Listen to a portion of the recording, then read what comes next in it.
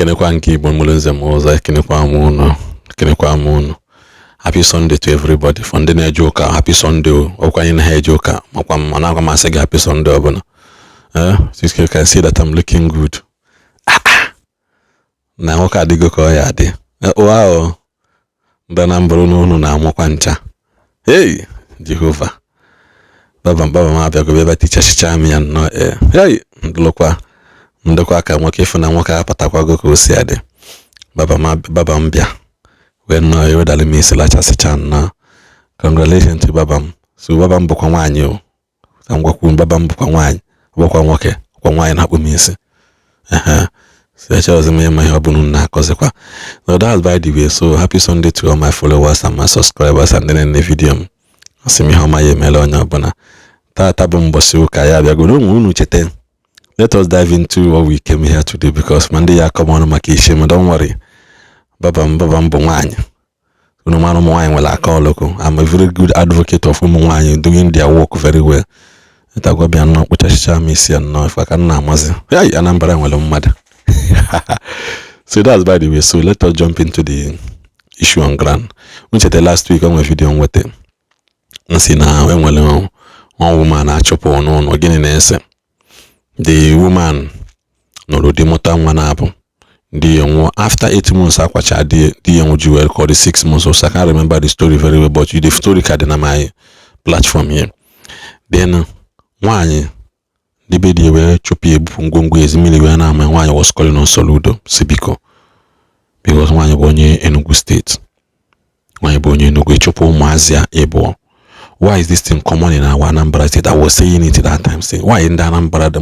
some of the Anambra by jihad this type of thing? Or they don't know. So the woman kita, the women here, ndị na-afụ maka ụmụ nwaanyị, ka right ụmụ nwaanyị, human rights here for ụmụ nwaanyị. Ụlọ ya ghọta ihe m na-ekwu Igbo ahụ nwecha ọwụ nke Igbo si eme m na ọ na-echefugo m ya. Mana ndị na-afụ maka right ụmụ nwaanyị. Yes. Ndị ọkaikpe ụmụ nwaanyị ọha nwa bụ ndị kpọrọzi the woman. So the woman decided to tell her own part of the story, and you will also hear from her in this video. So biko kabana run in this video n'elu n'isi anaghọta. And also don't forget to subscribe because in my phone this week adugo m ka nwoke si adị. Baba m bụ nwaanyị bịa kpochachia m isi. One day on a very good day. Baba m na-enekwa video mo. Onekwa video m. So on a very good day me tie na video so that ka osikwa onye ọbụla imago ọ na-ene video mana this video na ọ ya afia mana onwe ka ọma comment ka obonu share ike ka ọ na-ene video m because mana ihe na like mmadụ ibebe ahụ mkpochakwa m isi mago m share rice m ebi ya mgbulu naba mbosi ego de ma akwụọ mbosi ego na ndero jewekwa mbosi ego de ọbịa wele so we go form of family on our water. But that's by the way. So the end of this video, Tina Kuna subscription and also drop your comments in the comment section. Go the one. Vivian is on the chinito. Only a bike. Viral video and don't put an tinye in a back on Apoko Soludo, no Batagio Sene, Macacam, you wake it over here now. Since 2023, December 17th, I didn't more than 4 years. We are nearly affected on the kidney. Bugari the man, which in the Behali leader way. Onabunama, lawyer. Can I Bugari and Mokaju home? A go again, 1 year home. So one name can get all mother toy, book Christian, or retire, a pensioner. So someone be here, and call no one and support. So the man who go my ministry. Nani Aseloku na 2003 according to the Mama Rumbara before Matadi na 2012. So tegezi waka teguri yana nwunye ya divorce. Yes ma. Nwunye ya nwa ọnụrụ di ọzọ. O wechitere ngo no di na nnewu. Ọ mụrụ ụmụ for there. Okay, o tegori. Ọ bụrụ na nke nwa bịa chụpụ ya na di. Okay. So before di m anụọ m n'ihu Chukwu na mmadụ, ajụrụ m ya, onye nwaburu ụzọ gwa m ya nnukwu nwaanyị na ya nwere ụmụ nwoke na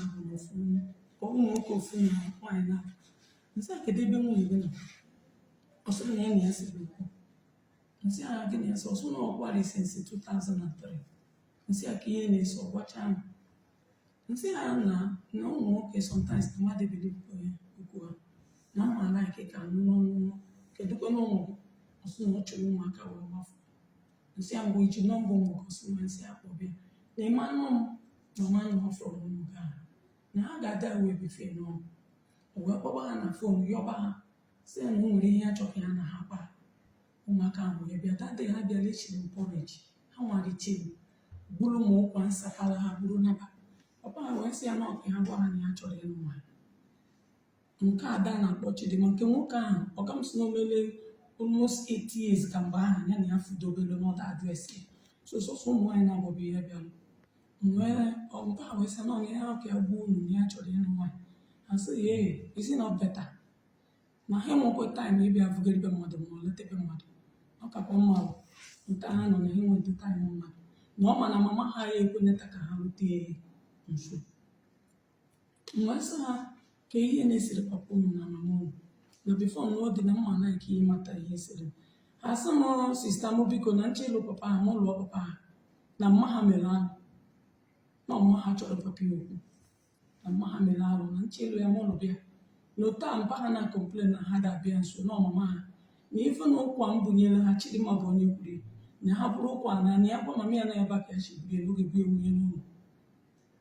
So nsị ya so na papa gị n'aka ya dọcha ọsọ na aka papa ya dọcha so the thing bụ ihe mere dị ma na mmụọ ya abụghị ọgbọ mana ọ dụtarịrị even mgbe o jere n'ụọ m jighị ego ụmụnna yutu be ha even ama m sọm afa ndị tụtara ego eji wee jee be nna m wee jee nụọ m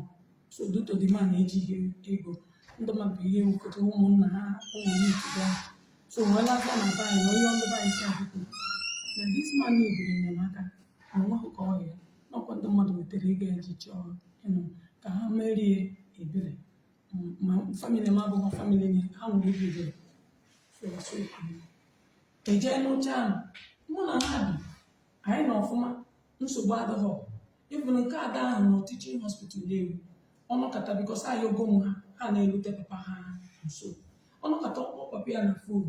na nya ego skuul papa ya tie na enwe ego nweta ego nye papa oje kwunyere dịga edecha hapi so mana iwe mgbozi na ha ada abịa adresị mpa ha ọ na-eli nri o na-eli nri ha achọghị ịma mụ achọkwa n'ime ma maka na ebelivuru na as long as nwoke nugoro n'ọbụgoro ma responsibility ahụrụ m na o jighị ego wee jee nụọ ya so ebe Chineke na-agọzitu m na-enweta na m na-enyere ya aka and to be sincere the man be a very nice man which till today I will never replace him with any man because he's an irreplaceable man. So that kindness the man mezie mmadụ elezi mmadụ anya mana ọ ga m yọọ ya ichiwala anya ya ma ọnọdụ dan bifo nje buru ya ejekwa ụlọ ọ bụrụ ya echi na fon ya kpọọ ụmụ ya ndị ma nke nwoke ahụ ma nke nwaanyị ahụ ha jụrụ anụ m kedu ihe ị chọrọ ime nsị na m ebuji ụlọ ha sị m ụlọ ọgwụ ebe mgbe ahụ ụlọ ọgwụ ahụ ha obido ya ndị nwere onye ga-ajụ m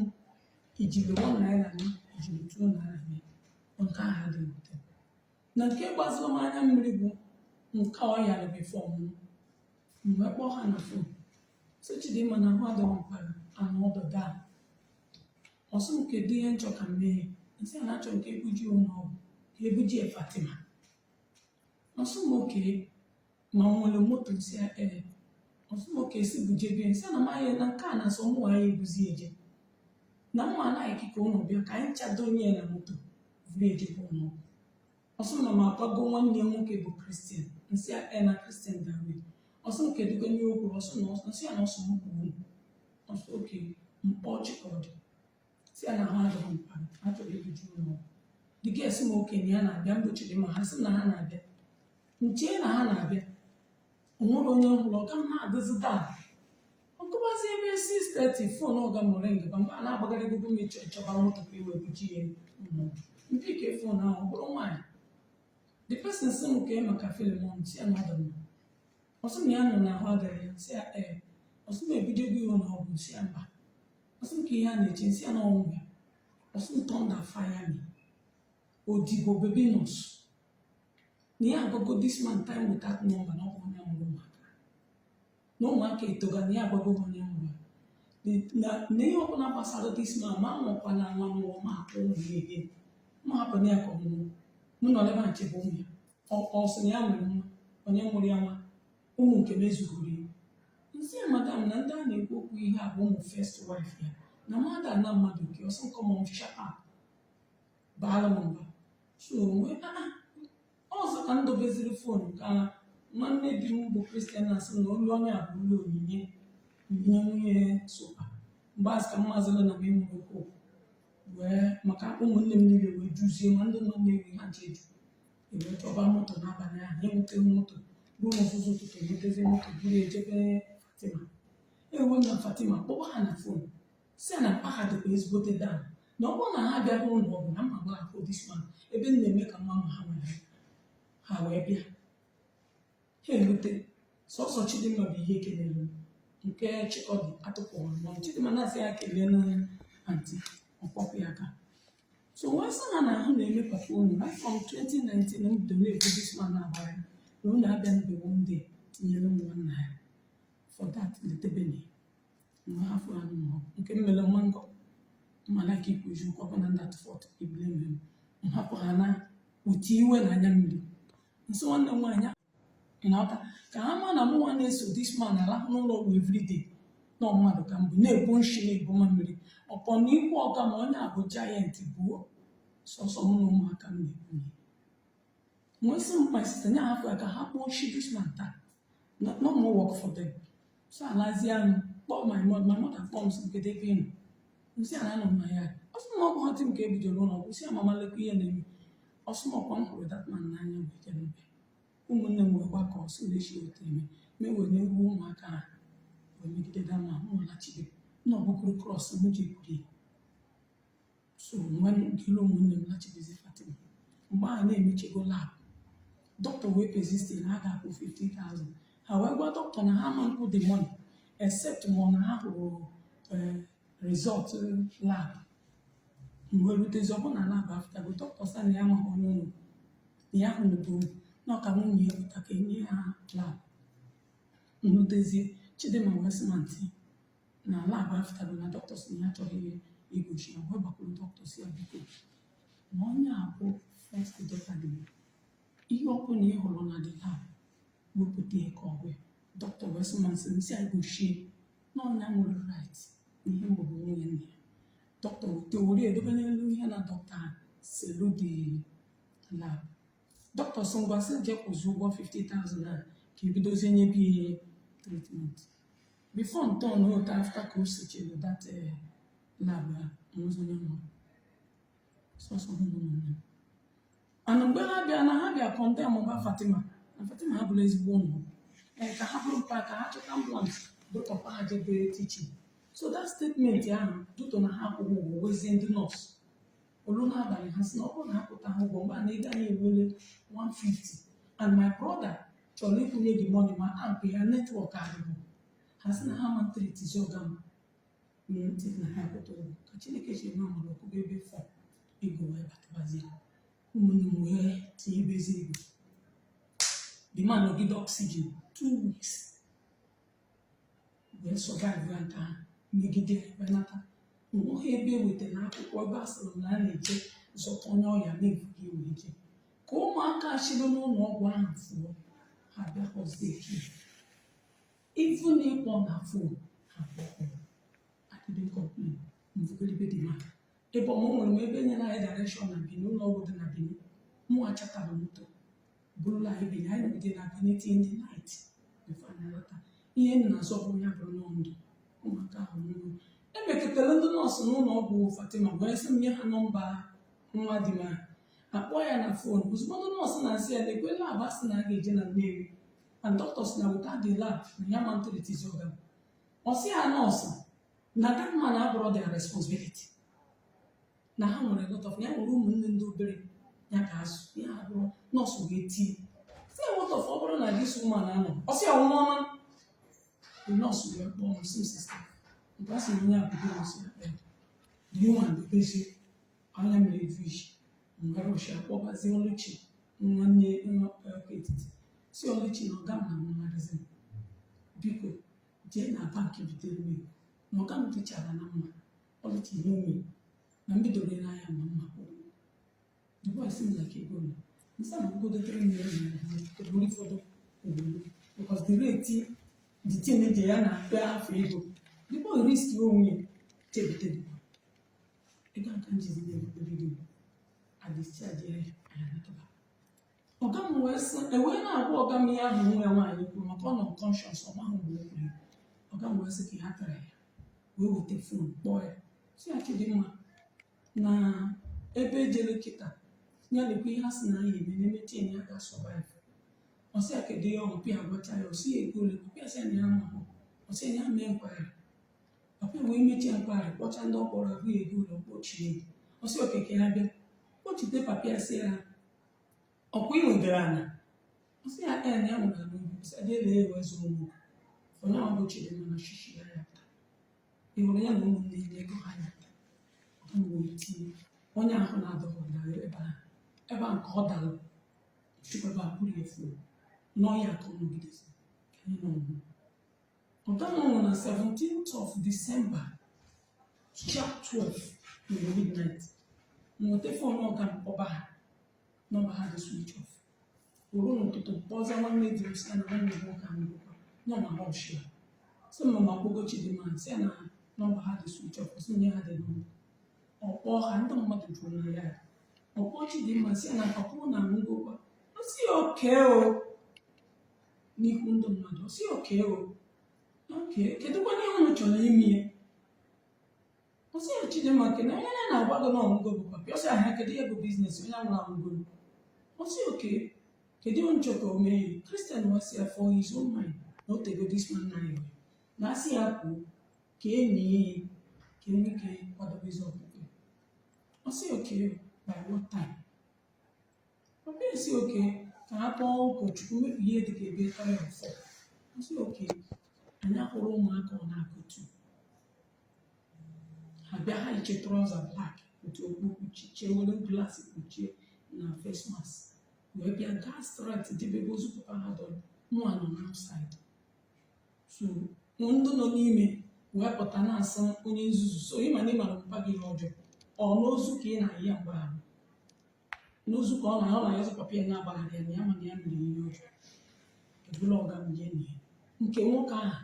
ọ bịaghị na ndụ ọ bịaghị n'ọnwụ elichedi edeti na 17 27 adị na mmemme rum fon dị mara mgbe mpike the person sị ma nwunye Filemon nsị ya yesa ọsị nkedebe na nsị ya na nọ na ya ọsọ m nwere ọsọ jebe na ala dị na ndị ya egi ya na ya na ụmụ sụpa ịtọ wutie ndị ya egi mgbabaza dị ma nkwesịrị ụshọ na so nọ ebe ahụ eleghị ili dị gị mgbe mmanye bikọs ebugolitere m ọka m nwụrụ ọya ejide m ebido fugolibe m mgbe bunye jide nwa m nwoke aka jide ma ya ruelekwa hapụ ihe otu ọ bụrụ Chidimma chịka ọ dị na ebuka ahụ ihe nji mmadụ na ebuka ahụ bụ na o yilite m wute mmadụ ebe onye na ha so then confront ya Chidimma wee sị dị mmadụ gị gịbịa ka ha shi ebe afọ na ebuka nwere right ire ihe nna ya nsị onye bụ Ebuka nsị ya Ebuka jụrụ na ya na ndụ jụkwu ya n'ọnwụ ga-abịara ala ọ bụrụ ili ebe elighị nsị nwanne ikegoro na mma jụrụ ajụ ọ bụrụ na di m metere ahụ na mgbe ọ ya na-ayị ya ọka m chiri ọnwa mgbe Chidimma sịrị ya na ala ka o ala nsị na my grandfather gwara m na ebe ọbụla anyị ga-eji ije dị anyị ekpokpene n'ụwa a ka nwoke re ala nne ya nyere n'ihe abafọ ọnụ si ya n'ịma nne na ihe mma bụ na with the help of ụmụnne m na ya ahụ protect ya dị na ezi ego nsị ya na ụmụ ala wee vugide mpadụ jide ụgwọ na Access Bank na ọgụ ya bịa were ala na maghị ebe nkwe ha naba mgbe kpọọ Christians na-ebezie nna ọkwaje kpọndụ tanka ya abịa ma announcement emechere na announcement ha problem bido nke ndị ọkpara ụmụaka ya tụpụrụ ngwongwo n'ezi na ụmụ ya wee nata wee kpọọ m meeting. Ha gwara m on 28th of March 2024 na enwere meeting. Kedu afọ dị ọkpara? Diọkpara bụ ọga na-abụ Aịzaya bụ nna m Ezeonwumelu. So wee kpọọ m na phone on 28 sị na anyị ga-enwe meeting. Kedu ụmụ ya tụpụrụ gị? Emeka Ezeonwumelu, Chibeze Ezeonwumelu, Makụọ Ezeonwumelu, and Ugochukwu Ezeonwumelu. Ha bụ ihe tụpụrụ m ngwongwo n'isi. So the man nwesị na nwesị oke anyị ma apụta n'ụtụtụ mpụta ebe 7 bụ na aka na-ekpe ekpere nsị ka njesa fụtazie n'ebe 12 minutes after 7 mụ ka babara m mma ya gwara m sharp 7 nsị oke papa na m aftago na aftago ma ọ bụrụ na m na-ekpe ekpere ọ sị na kedu onye melụ announcement na ala Falemonụ na-adịghị iri nsị anọ m ọsọ m sị ezigbo ọsọ ezigbo ọsọ m why nsị why papa asịkwana m na ịda wee na Ebuka chọrọ ire ahụ ọsọ m yes no he is right already all right ya na ebe ahụ bụ bie na m enweghị oke ebe ahụ nsị na m enwere oke na ala dị m ọsọ nsị bet kedu ebe Ebuka nọ mgbe nwanne gị nwoke na-ahịa ọya kedu ebe Ebuka nọ mgbe ọ nwụrụ ejugogo Ebuka ahụ na-abịa ere ala ebe ọ nọ mgbe nwa ọsọ na ihe ahụ abụrụ akụkọ ihe ahụ abụrụ akụkọ Ebuka dị free mkpala ahụ n'orechi gị mgbe tụgharịa si ọva ma dị mmadụ ire ihe nketa dị m ohi aka na ya ọsọ mgbe ngetere dị nwụ dịse nwere ndị gị shuga ntụgharị ọsọ nkwa mgbe ya na-agwa dị m onye ikpugheri ka ebe ọ nọ na mgbe ọ fụgoro ya n'ụzọ na ihe na-ekele Chukwu bụ na ọ fọrọ na ndụ m ọ fọrọ n'ọnụ ntụgharị asị ya mmiri asịsa ka ịsara ya mmiri na ọgụgụ dị m nwa nwoke nke a na-akpọ Chibeze sị m you are misunderstanding is not to misunderstand ị na-anụ ya mpagokwu so na ịdọ hapụ ebe ụmụnne gị na ọsọ ma ihe na nsị na aya ana ahụ nwa ihe ụlọ na mma bụ nsị ya ụlọ onye ọsọ m ụlọ ahụ nsị ya ụlọ onye na-adị m papa na mma afọ na mụ na ga azụ obi mana ị ga-enwere ụmụ ndidi ka ijisi ikekwa dị m ka ijewanye m ije ka ala dị m ahụ ụzọ ka Ebuka were nke ka njere ụlọ fụọ ọsụmalone mara mama da na ihe a na-ekwu mụ banye ime kịta jebukọrọ ngwongwo m mma n'ebe eshi dute m mụlaba ebe ahụ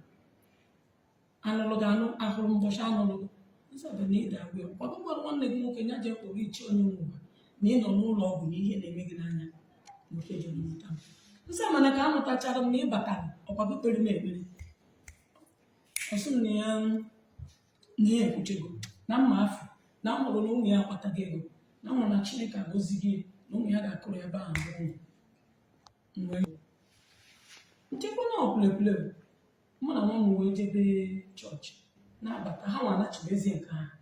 mụ na nwa m wee jebe chọọchị na-abata ọbụ na ha natara fọm ebe maka ha ebie n'ụlọ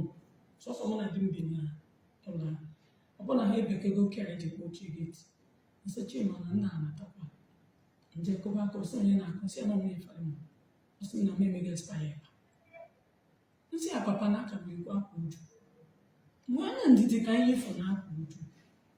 ị na-eri ya na mmadụ akpabekwa m di m ị na-asị n'ofu ụmụ ezigbo m na-ekwu ya kọkwa aka na ada gị Ebere Adaobi na Chiamaka sị papa nya hafụ ya ka ya ha sumepe geeti aka mbata ka ha tụrụ ụmụtụ ụmụada before you know it nke ọzọ ejenekwula ihe blank mgbe shift nwa nwoke shift ruo telefon di m kpọọ ụmụnna ha legazi kwuo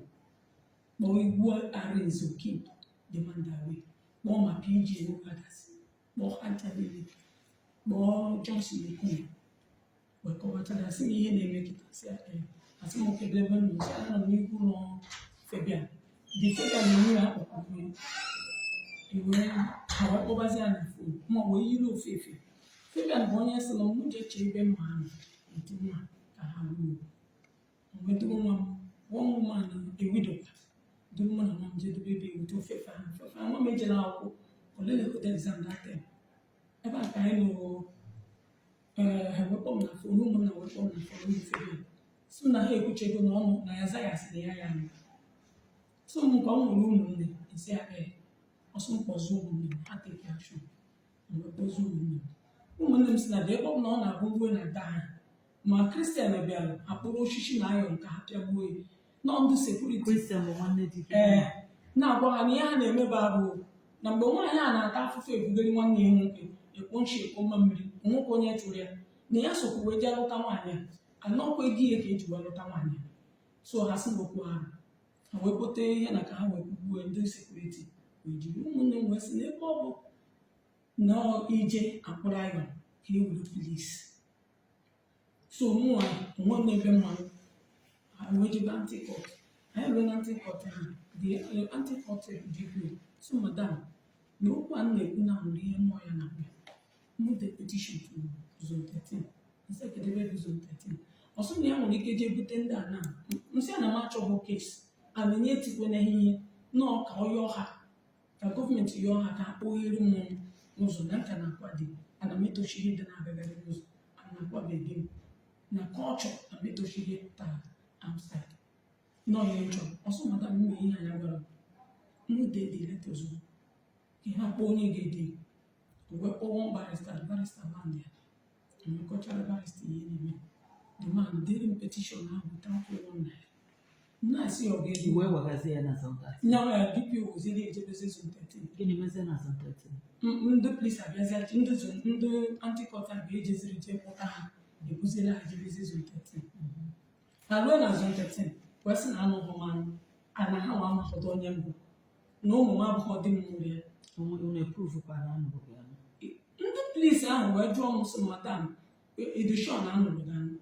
kedu ndị soro wee bịa nụta gị ngoshicha ya ha sị na abịa Enugu adazi na ndị aha ya apụtanụ nsị ha yes anọ m very faithful day like this akpọ m na fon si na ndị polisi nọ n'Enugu adazi mmanụ ndị ahụ soro wee bịa nụta m mụkpọba ka Chineke si eme amara ha nwa ka m na-ejezi ka mgbada ebe ahụ ha nọ lekwe ndị ahụ niile soche wee bịa n'ụlọ ndị polisi mebeghị intaviu ha wee kwuo ka esi wee jee obere oke onye bido edarịman bụ nna ochie ọgama wee sị na ọnya maka etinyere ego n'aka ya onye ndị gbaa ndị polisi rekọdịcha ya anyị anachizie ụbọchị anyị lachi IPO wee sị ya na eche na ụlọ si na alụghọ nwaanyị ahụ atagadịgo iwu uwe dị mma ha sị na ihe mere ụlọ bụ na ha sọkọmakwa na dị m the IPO wee jụọ ya isi na di ya nwụrụ nwa ebe ọzọ isi kedu ebe dị bọọ ya nọ mgbe papi ya na-ayọ ya kedu ebe dị bọọ ya nọ mgbe papi ya nwụrụ na nwaanyị a na-ekwu na ya kpọrọ ha na fon dere ha leta na-ayọ ha ka akwa adịghị ha sị na onye ọbụla ga-akwa na jekwu ha Chidimma bụ onye sọrọ m na ebuka nwanne ya life na ọya crossing na village so whatever we want to do Mgbe ihe ha gwasịrị ndị niile ndị ka ndị polisi gwachara ha ihe ha sị ha wee nye ọda ha kwete ndị achụpụrụ n'ezi wee kwete papa ha na ebe ahụ mama ha nọ wee kwete wee sị betnama ya nọ na be ha wee gwa ọgana the Christmas ya ọ gị makwala ahụ last born n'afọ nna gị maka na ọ lụtaghị ụmụ na ahịa akwụ ya na be nne ọsọ maka gị na ụta anyị adọ ndụ na akwa ya ebe a na ya ga mbụsị the policeman biko na mene edego ụka akụkọ na ọga nwụrụ ya n'obi ịnọta ka anyị jebe aja kwa ya na nke mbụ ka akwa ya maka na omenala be ọ bụ na akwa ha dịrị ihe agba mkpe and nọmba 2 na-eji ụgwọ na ọ bụ na nyocha uju ka mma nwee ike kwụọ ụgwọ nji ha wee kwete ewesị ha saịn ya na ha ma ndị stọọ maka na akwa dị ha ekwete ịkwago di gị akwa ya n'Ọgọst so ha kwete to my greatest surprise on 15th of August 14th 15th nwa nwoke weta akwụkwọ sị na enwere onye nyekwana akwụkwọ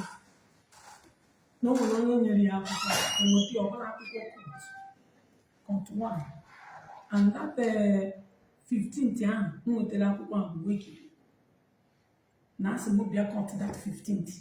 and the 16th last year order from court 1 mgbe nata dị akwụkwọ duto mafụ ụmụ na-emezi mkpọbazia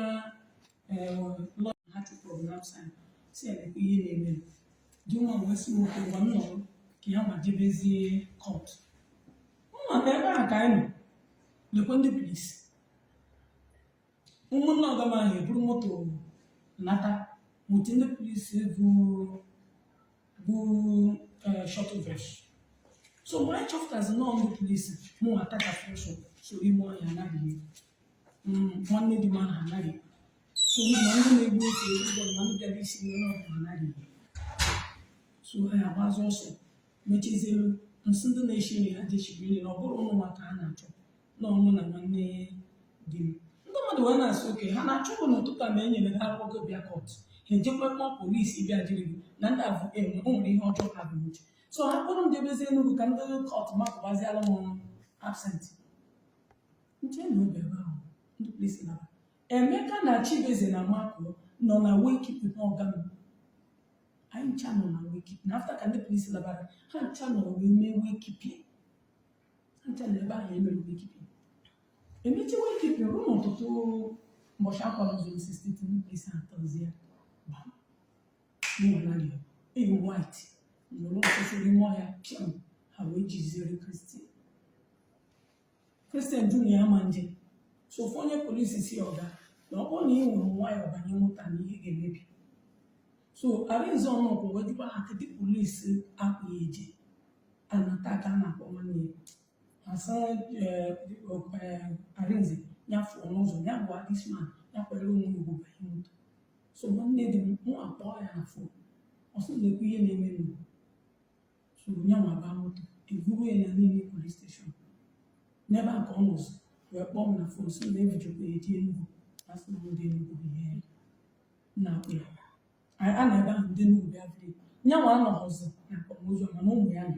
ụmụada na ndị ụmụnna na akpara ọga m ọfụma akpụrụ ya ji Enugu ọ nata dị n'ezie ọ bụrụ na petishọn ha dele bụ malicious damages na mụ na the man were katapila wee bịa kwarie fensị be ha kwarie ma geti na kwari gate na ndị polisi mechere bịa na ọ bụrụ na nwere ihe anyị mere ha sị na mba onye oshi na nna trati dị alive ha sị na ha prove it ha gbaba ọsọ anyị jee n'ugwu ahụ niile anyị jere ga-ekweghị bịa AIG wee gwazie lọya ha na ebe ọ bụ na ndị bịalụde petishọn nyere ha false information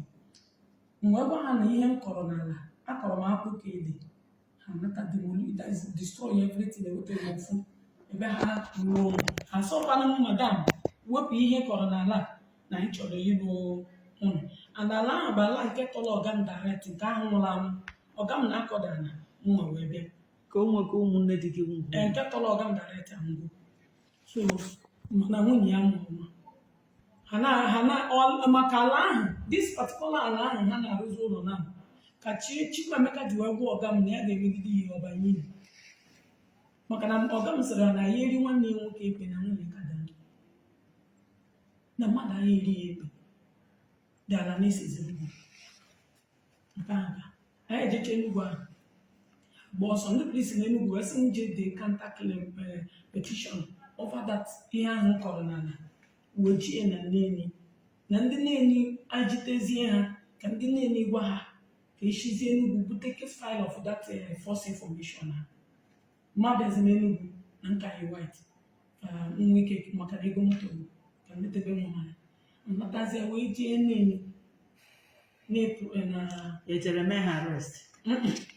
okay so kedu ihe lidizi tu ịbịazi kpụrụ gị so that people can ihe ha ji wee bịa kpapụrụ gị anya n'ihu ihe ahụ amaghọ bikos kesi a mechere shi Enugu lachitekwe Nneni ha dekwa petishọn na Nneni na mkpuke dị n'akpa shi Nneni kpụrụ m lachikwe zon 13 ndị zon 13 wee wezi iwe wezi anụ na-akwụgarigo nwaanyị a ka ọ ha na-asụ so wee babazie mba ha wee yọbazie ndị polisi wee kwetezie aka na anyị ga-eme peace wee sị na ha ga-ede letter of undertaking na mmadụ ahịa achụzụ m na be di m pending wee njere ụtọ m eji m dị akwụkwọ ya ha delu na zone 13 dị akwụkwọ dị okay ha edechie ya saịn ya mma saịn ya adịzi m surprise mma wee gwa ndị polisi na mma ga-edekwa na ọ bụrụ na maghị ekochi ha okwu maka na ebe ọ na ha na-atụ ụjọ mebi ụta adị mgbe last born na m nwere ike zọba ụlọ ahụ si n'oke dị m na m na-ede na onweghị ihe gbasara mụ na obi ha na nweta ego eje m na obi dị m jere ana nwaanyị enwe okwu nkarịrị ndị polisi dị even before sign na nke ahụ ha dere mụ na ndị polisi nwere ezigbote problem That's another place. N'ihu na some sign abụrụ the reason eji pụta m ebe. N'ihe eji pụta m ebe a bụ na ede petition na mbụ onye ushi na m na-eme gị na mbe kidnapper. Una hafụzia the case, gazi treat case adọkọ na ihe dere m. So which means n'ihe n'elu bụ false information ewejipụrụ n'Enugu. Two places false information. The policeman Ababa. That's the Maya sign here. They report against me. On my side. Child. Money handleable for peace. However, also the police some job withdraw case even in the case. What about the police? The man that job withdraw case of Homo with him. About or no handle police. I am not no that is no surprise on Friday. A popular evidence. Hasị n'ebe ka a sị weta akwụkwọ. That's not na Kotutu. Kotu nwa dị n'ebe. Na name. Mama dey give him invitation letter. No need no song, nothing. Ijere court for one day. Mama told me onye no ma akwụkwọ. Mama na-eje court one ebe agbara m akwụkwọ. Kama gba gị akwụkwọ. Make court one, make court two. Ha gbara m akwụkwọ wee turn say against me si na meji goro ala di m. Meanwhile na mere ha. Na me nwụkwụ right ịkwa di m. Nsị ya nwụkwụ right ịkwa nwoke m na ya bi for years. Ụmụnna m na ọ nụrụ m anụ. Mbugerire ta afụfụ ya. So enwe m right inye benefit bele ka nwoke soro keta oke. Mana ụmụ nwa nwere right. Ọ ga nọ 8 months before apply. That's okay. One thing I want to tell you about Ibekuru, our dear governor, Professor Charles Kwema Soludo, and Oka Fire, Manobudu, and he wanted to be a and Imonye governor, no governor, ni Puchiteru, when you call. Oh, governor, wepụtara iwu when iwu na-aga protect nwanyị ajadu ọbụla. Ihe niile ka ịkọchaghị mma anọzi ebe a. I won't be here to start telling the public na anyị ga-eme stage ya but ofufe na-agwa gị n'afa Soludo bụ gọvanọ na-achị Anambra steeti. Ọkwa ife akpọ justice, it must change. For justice, it must change. But people say they're going to have him. Onye na-elezi anaghị Government help me to secure the work. Mother, if you change that for the man, put the man, man, so worrying that the man have it. And have a very nice man. No, don't worry. Ọ bụ na ihe a mere ebe ọzọ a na-ekwu na enwere fear. Mana still that's not Anambra steeti ka o mere. And by the grace of God, onye na-achị Soludo. Be rest assured that you will be protected from January to December. Be rest assured that nobody will take your right away from you. That is Soludo for you. Benedisi ya kwa iti sina wa okwa ifife ni na gbaritara.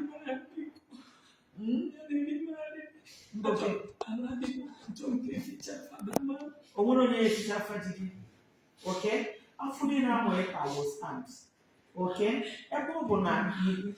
inwe right mgbe anwa dike na ya arụ. Ọ bụ na igwe achọ nwanyị. Iwere afa dike ledi ya na. O nwe nwanyị arụrụ anaghị abụ. O ledi ya na. Naro ego, napụ dike the money. Jagbara na ebe ọzọ. Ka adị nwere onye gị na ya ka edi ya na. But you still went and borrowed money from bank. Where so dike? Plus ukwu nwunye gị weta according to what you told us. We will invite them. We will invite them. We will invite you too. And then we will continue from there. Don't worry. Attorney General is there too. Everything that has to do with that court, I don't know, and may it the normal way. Don't worry.